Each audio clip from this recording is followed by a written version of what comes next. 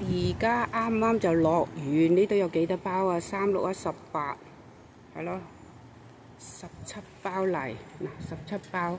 呢啲係咩泥啊？係腐葉土泥。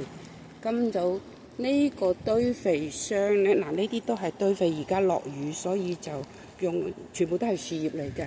呢個堆肥箱，呢啲腐葉土係喺呢個堆肥箱攞出嚟嘅。而家咧就倒咗7包落去，7個袋，嗱入邊有呢啲袋啊嘛，啲樹葉係啦，呢啲就係樹葉啦，倒咗7袋落去，就而家咁。佢過多幾日咧，就又會跌落去噶啦，跌落去又加落去。一般好似係舊年10月份做個堆肥，而家攞咗17包嚟，18包啦，因為入邊仲有嘅。總共係18包泥咯，攞咗。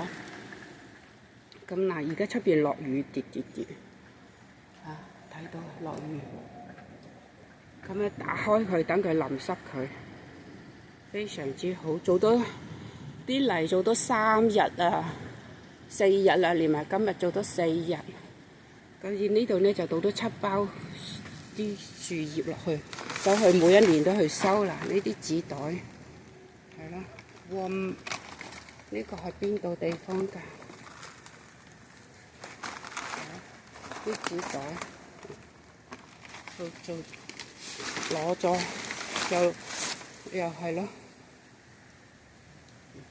去其他屋苑度攞嘅。